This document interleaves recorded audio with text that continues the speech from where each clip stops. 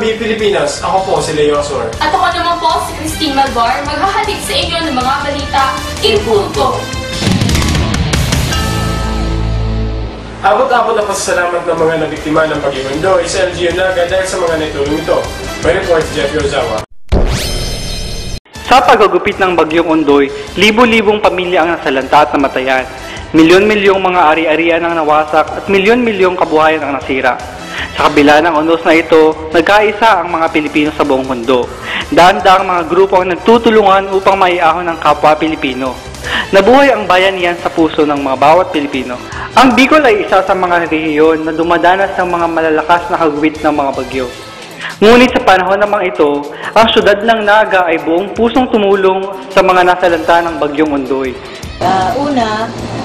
Sa pamamagitan ng inisyatibo ng magkailang tao, pinangunahan niya ni Sir Abet Balcasio ng Timber, kinontak na yung NCPC, yung SK Federation, at yung ibang mga kaibigan. So, napag-isipan nila na nagsimula sa ilang individual, ipon-ipon ng kung kaya nila maibigay na tulong para maibigay dun sa mga biktima ng typhoon.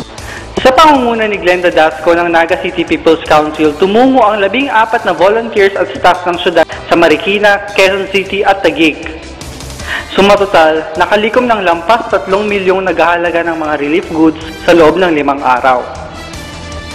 Jeffrey Ozawa, nag-uulat. Naga City Health Office pinapayuhan ng mga mamamayan na mag-ingat sa malusong sakit ngayong bare months. May report si Joyce Ulitikit. Dahil sa pabago-bago ng panahon at sunod-sunod na pagdating ng bagyo ay dumarami din ang mga nagkakasakit. Ayon sa Naga City Health Office, mataas ang kaso ng mga pasyenteng may upper respiratory tract infection, pneumonia, ubo at sipon. Ngayong pumapasok na ang bare months ay inaasahan ang unti-unting paglamig ng panahon lalo na sa buwan ng Nobyembre at Disyembre. Dahil dito, lalaganap na naman ang sakit na sipon, ubo at lagnat na pag hindi naagapan ay maaaring mauwi sa pagkakaroon ng influenza virus. Madalas kapitan ng sakit na pneumonia at influenza virus ang matataas na lugar gaya ng Pacol, Carolina at Panikwason. Ayon sa talaan ng Naga City Health Office, noong nakaraang Mayo hanggang Agosto ay 30% na ng mamamayan ng Naga ay ninapuan ng sakit na ito at ngayon bumaba sa 20% ang may kaso nito. Samantala, sa Bagyong Ondoy, maraming lugar ang binaha. Ayon sa Naga City Health Office, madalas makuha dito ang sakit sa balat gaya ng fungal infection at leptospirosis na makukuha dahil sa matagal na pagkakababad ng paa sa tubig baha. Ang leptospirosis ay isang sakit na galing sa ihi ng daga na nahahalo sa tubig baha.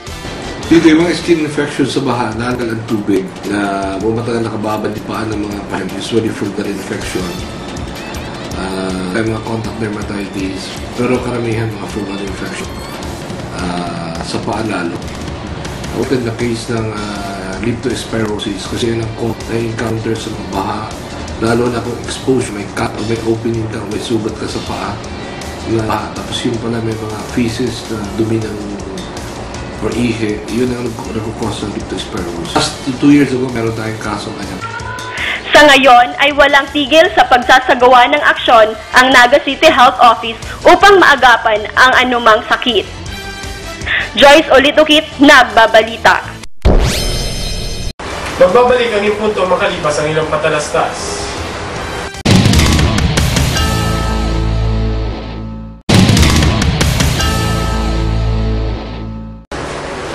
USI Chapel malapit nang matapos. Architectural design dinisenyo para sa calamity resistance. Leo Azor magbabalita.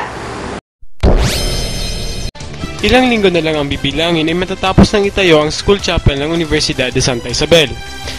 Sinimula ng papatrabaho sa planong ito noong Mayo 1 ng taong ito. At noong Setyembre 15 ng kasalukuyang taon pa sana inaasahang matapos ang pagtayo ng simbang ito.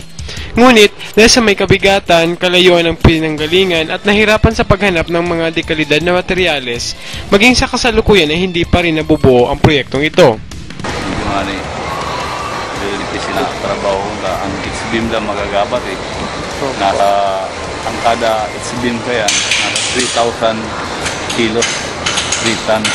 And then dahil kami nakagamit ng equipment dahil makakalaong equipment yung isa side dahil kaya ang nangyari tao-tao lang ang trabaho ko yan. Kaya Tinatayang aabot sa 9 milyong piso ang nailaan para sa proyektong ito. 3 milyon sa konstruksyon at ang iba na may sa disenyo, mga stained glass at fiberglass. Itong chapel na kasalukuyang itinatayo sa dating BED Basketball Court ay hango sa disenyo ni Architect Alec Aguirre.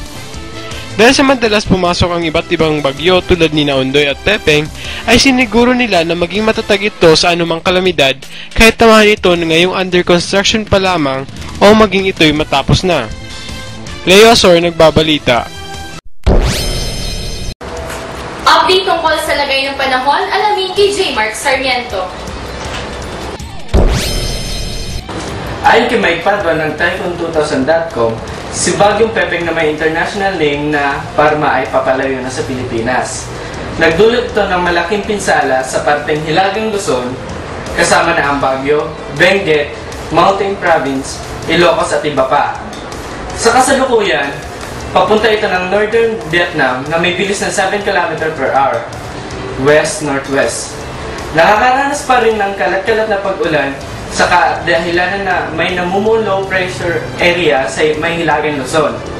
Dahil doon, may posibilidad na may mabuong cyclone sa loob ng 5 araw. Samantala, wala namang nagbabantang bagyo sa parteng Bicol Region na dating hinagupit ng bagyong Rimin noong 2006. Jamer Sarmiento para sa Ulat Panahon. Magbabalik ang impunto pagkatapos ng ilang paalala.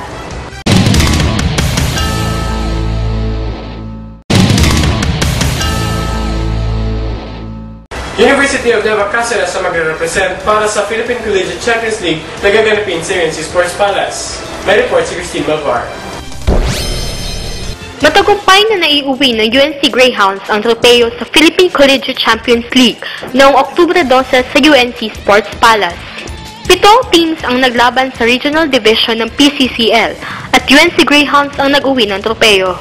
Kasalukuyang naghahanda ang UNC Greyhounds para sa nalalapit nilang laban sa Nobyembre 12 hanggang 14 para sa PCCL Zonal Division. The first team to beat is De La Salle University of Manila. Another is St. Francis College of Manila. Lyceum, University of Nueva Cáceres, San Sebastian College of Cavite. Ang mananalo sa Zonal Division ang maglalaban para sa National PCCL. 16 na teams ang maglalaban sa Nationals at 4 dito ay galing sa UAAP at NCAA. At ang 12 ay galing sa iba't ibang probinsya sa buong bansa. Christine Malvar, nagbabalita. Para makatanggap ng mga balita sa inyong mga cellphone, i-text ang impunto space on at isend sa 2366 para sa mga Globe subscribers. At 231 naman para sa mga Smart at Token Text subscribers. At yan ang mga nakalap na balita ng impunto. Naghahatid ng tamang impormasyon, balitang napapanahon. Ako po si Leo Asor. At ako naman si Christine Malvar. Hanggang bukas, maraming salamat.